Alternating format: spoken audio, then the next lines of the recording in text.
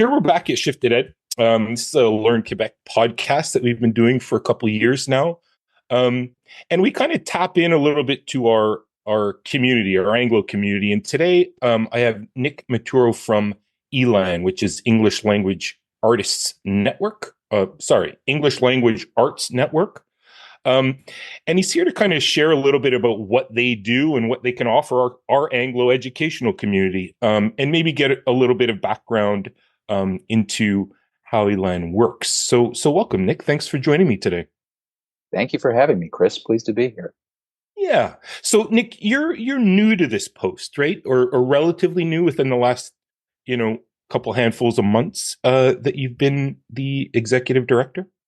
Yeah, that's right. Well, I'm currently serving as the interim executive director, so I've been in that role since May of last year. But I've actually been with the organization for a while now. So I joined in 2019, I think, as a research coordinator. I've done some project management along the way, and currently serving as interim ED.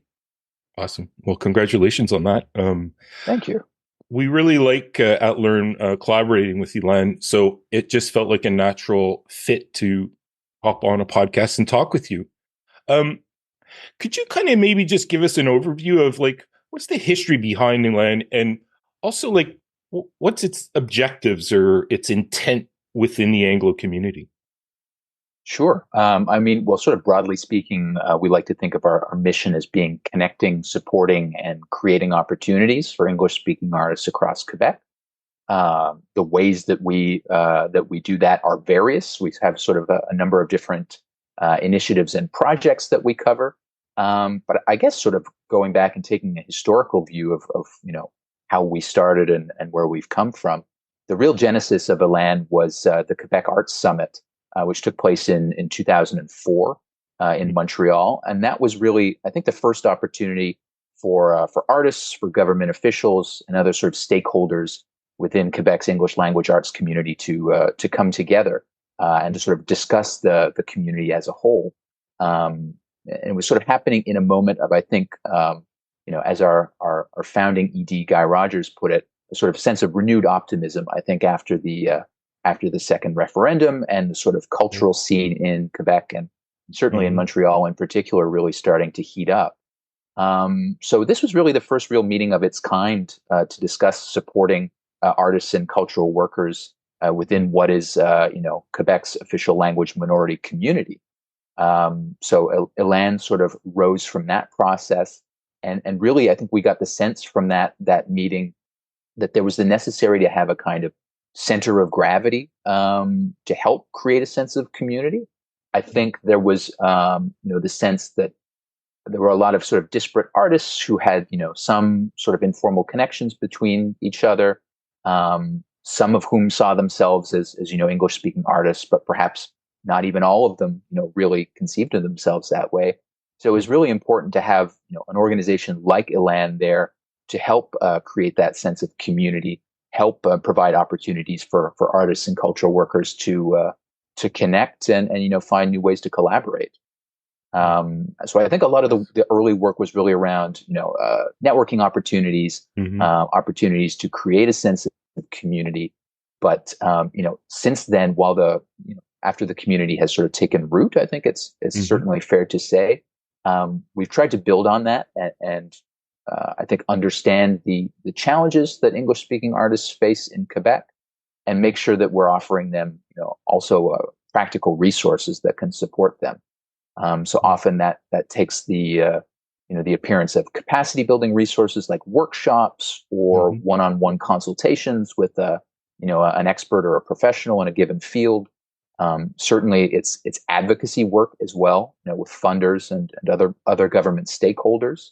And really, I think increasingly over the last 5 to 7 years, trying to create new professional opportunities for English-speaking artists in Quebec, frequently looking at other sectors as an opportunity to do that.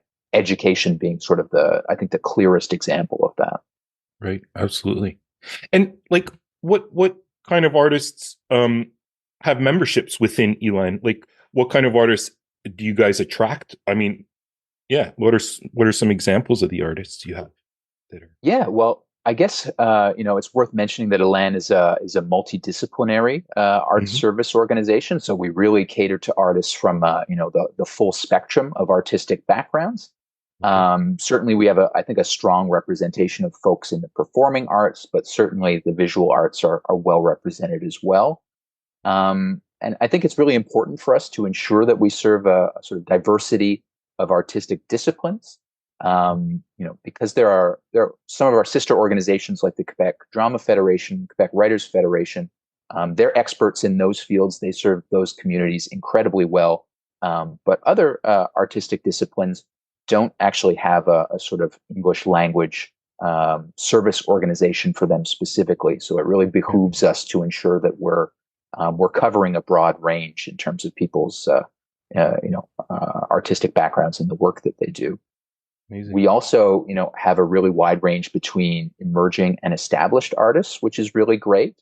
Okay. Um, the majority of our members are based in Montreal, but certainly an increasing amount of our members are located in regions outside of Montreal as well. I think now over a quarter of our membership is in the regions. So Hmm.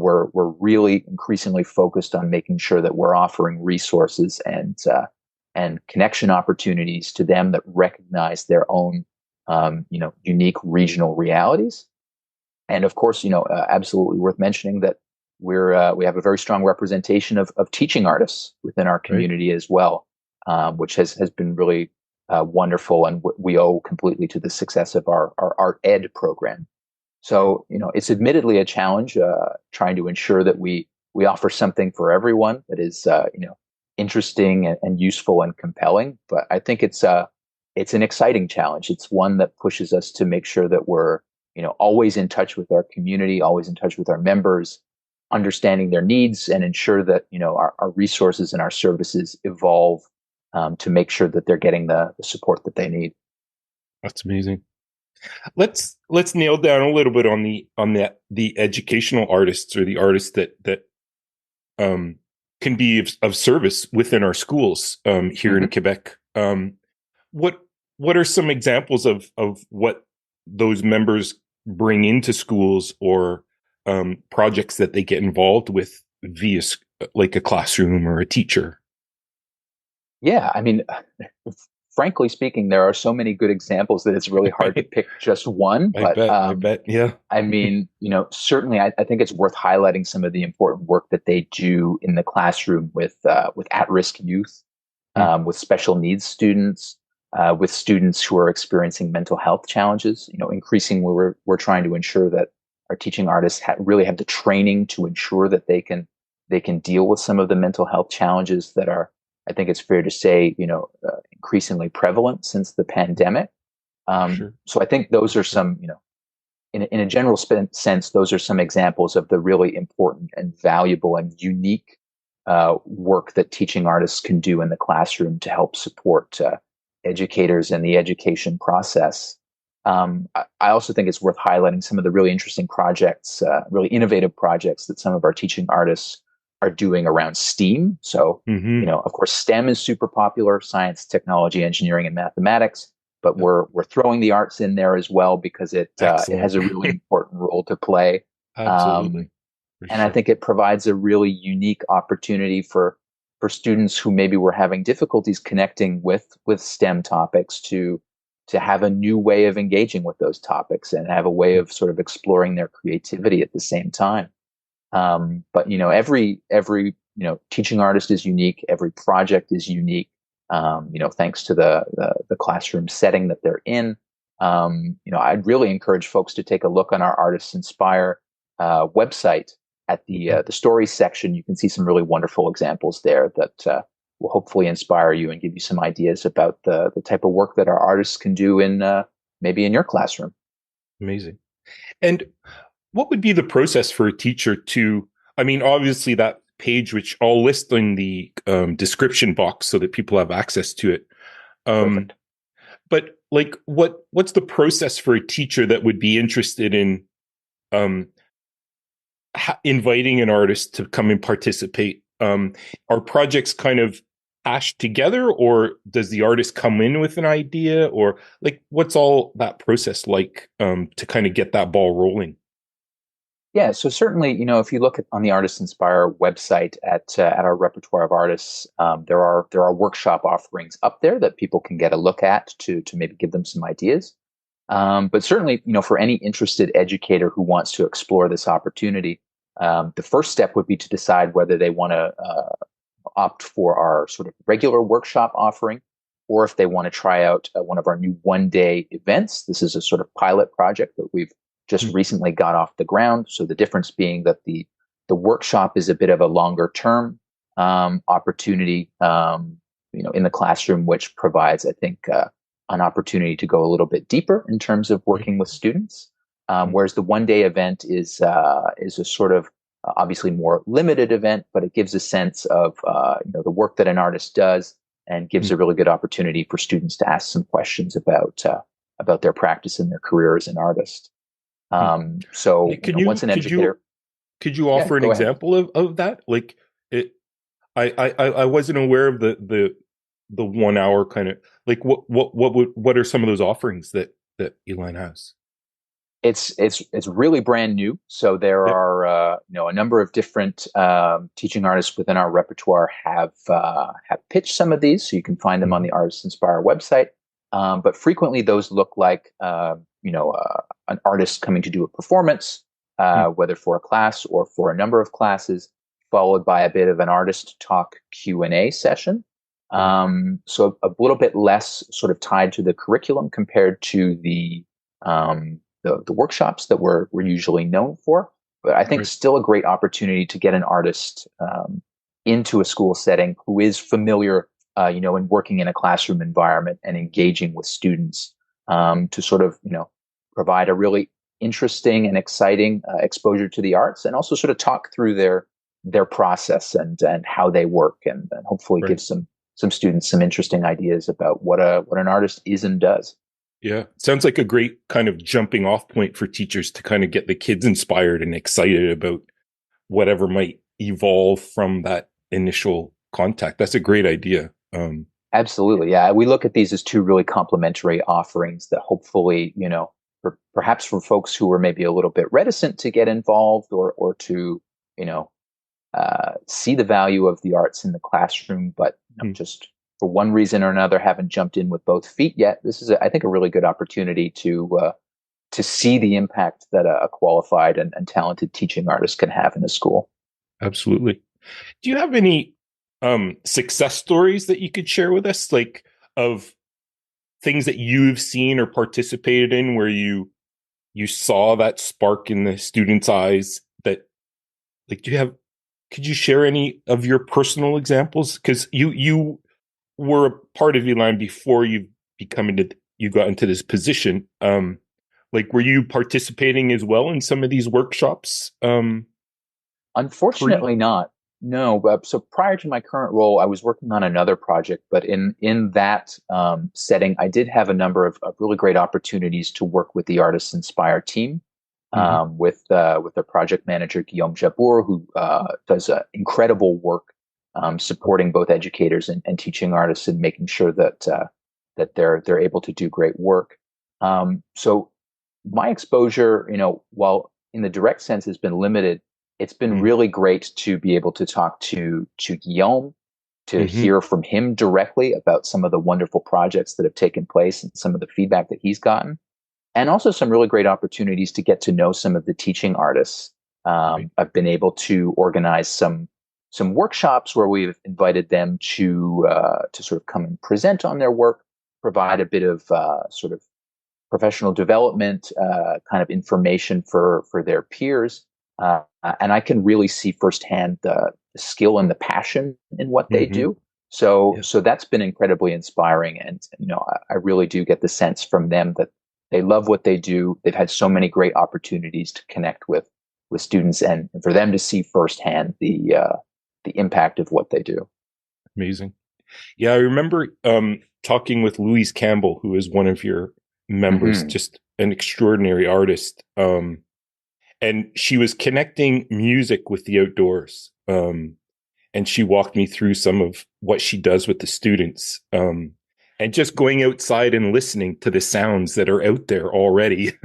um, and how the kids would react to this, kind of hesitant what's going on here at first, but then really diving into it, and appreciating the new perspective that they were getting from, a talented artist that is local. So, I mean, just excellent stories that I've heard via some of your members. Yeah, I have a music and sound background myself, so I'm perhaps particularly biased in really appreciating the work that Louise does in particular. But certainly, I think that's a great example of, it's an opportunity many times for students to be presented with something that is really brand new for them, and Mm-hmm. maybe is a bit, sort of, um, there's a hesitancy at first to see how, like, well, Sure. how do I engage with this? But it can be a really, I think, inspiring process, and can, presents opportunities for growth and learning that I think are, cannot be taken for granted. Yeah. I mean, I was going to ask you about the benefits, but I think they're tumbling out as we speak here. But it brings that reality, and also a different lens that the students and the teachers can see things through, that they might not have that opportunity without having ELAN there available to come in and kind of bring a perspective in that might not necessarily be evident to teachers and students. Absolutely. And I think it's a fresh opportunity for students who perhaps are, having difficulty expressing themselves or coming out of their shell, to really find a new way to express themselves and to engage with the materials in the classroom. It's I think it's a really important chance to take a sort of fresh approach in the classroom. Absolutely. And what might be some other benefits that you've seen over your time with ELAN that you'd like to share with the community? Like, people hear about, okay, it's a network, it's a community for artists, but the benefits, I mean, other than the ones we just spoke about, are there other benefits that continuously surprise you, that are exposed as time rolls on in this organization? Yeah, absolutely. Well, first of all, in terms of benefits, I should also speak to benefits from the teaching artist perspective. Um, it's a really new and interesting way for them to perhaps sort of supplement their more Mm-hmm. conventional, if we can put it that Right. way, kind of artistic work. Mm-hmm. New opportunities to, we look at it as sort of a really great opportunity to both earn some additional income, but also do something that is really rewarding as well. Mm-hmm. And Mm-hmm. sort of in turn, from the work that they do through Artists Inspire, that can also lead to other really important sort of opportunities through things like the Government of Quebec's Culture in the Schools program, as well as all kinds of other sort of tangential opportunities, which we try as much as possible to help steer them towards and provide some support whenever they need a bit of assistance in accessing those. But I mean, sort of speaking more broadly, it's it's sometimes a challenge to sort of succinctly describe what ELAN does, because we do so many things, you know, Right. uh, beyond our sort of core services. Projects like Artists Inspire and some of the Mm-hmm. other projects that we do really, I think, show the breadth of what the arts can do, and the many sort of perhaps sometimes surprising, but I think it makes sense intuitively, the many ways that arts and culture touch on Quebec society, on English Mm-hmm. speaking communities within Quebec. I think that has Absolutely. been perhaps not surprising in that sense, but it has been a real eye opener since I joined ELAN, I would say, in terms of coming from my own sort of artistic background in a really more sort of narrow, conventional sense as a sort of composer and performer, and getting to see concretely all of the ways that the arts can touch people. So whether it's Artists Absolutely. Inspire, whether it's our We're All in This Together project, which we did with Seniors Action Quebec, which helped to Mm. sort of break isolation for English speaking seniors in Quebec during the pandemic. Right. There really are countless examples that we shouldn't just think of the arts as a sort of little corner unto itself. It's something that I think we all love and can benefit from, and that can make the world a better place. Absolutely. Well, it kind of brings us back to the STEM. Mm, These subjects that we teach in school, I mean, they're everywhere, right? And it's bringing them together and seeing the beauty, how they interact with one another rather than segregating them into isolated, pools. Um, I find that the art, we always say STEAM, when we're doing hmm work at Learn, just because we know that art piece is so valuable. Um, Another interesting thing you said too is this cyclical nature of it, where the artists are also getting tons of stuff back at the same hmm time as the students are getting, the teachers are getting. Like it's this give and take, which you said really elegantly, that I really like that idea that it's mutually beneficial for them, where they're both taking stuff out and kind of seeing things differently than they might, and getting out of their box a little bit, which is fantastic. Absolutely. Yeah, and I think it speaks to this sort of overall point that we think of the arts as a sort of added value. That with the arts, it's things are greater than the sum of their parts. Absolutely. So, Nick, thanks again just for hopping on here and chatting a bit. Of Um, course. I encourage all of my educator friends and teachers out there to look in. I'm going to put the links so that you can go and click on. I'm sure that most of you have heard of ELAN and the beautiful things that they can offer. Take advantage. There's so many great artists. I mean, we're the home of Leonard Cohen, for crying out loud. So, um, my last question is, what's coming down the pipe in 2024 for ELAN? What's on the docket for you guys this year? It's a typically busy year for ELAN, although it's a bit of a special year as well because 2024 is actually our 20th anniversary year. Oh, nice. So Congrats. thank you. We're working on some sort of exciting events and social media content that can go along with that and appropriately celebrate the milestone. But certainly, in the meantime, business as usual in terms of the workshop and capacity building offerings that we always like to consistently offer. So we have some great stuff coming up around grant writing resources, around filing your taxes for artists, something that I think is a source of apprehension for everyone, but hopefully we can dispel some of that. And of course, each of our several projects has its own calendar of things coming up. That includes our Community Digital Arts Hub studio, which is a relatively recent ELAN project. It's a digital studio space based in downtown Montreal. Provides studio space and equipment that is available to rent at affordable rates, as well as training opportunities to learn and sort of bolster your digital skills. So, say, for example, you love listening to podcasts like this one. You want to throw your hat in the ring and maybe start your own, but you're not sure where to start. The Community Digital Arts Hub is a really great resource to be able to learn how it's done, have access to sort of professional grade facilities at an affordable rate, and find a new way to express yourself. So, hard to That's great. succinctly summarize it all, but I'd say, check out the community calendar on our website. It's full of not just ELAN's own events, but also Mhm. events from our community members. And certainly, uh, keeping track of our newsletter or our Facebook and Instagram pages, you'll make sure you get all the latest news and won't miss anything. Perfect. And I will list all of those at the in the descriptors so that you don't have to Fantastic. search very far, guys. Again, thanks so much, Nick. This has been a real treat.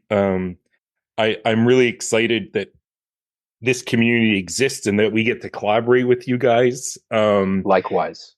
And let's just keep this ball rolling 24, 25, 26 as the years roll on. So thanks again for joining me and sharing what ELAN is all about. Really fascinating. Thank you. My pleasure. Thank you so much, Chris.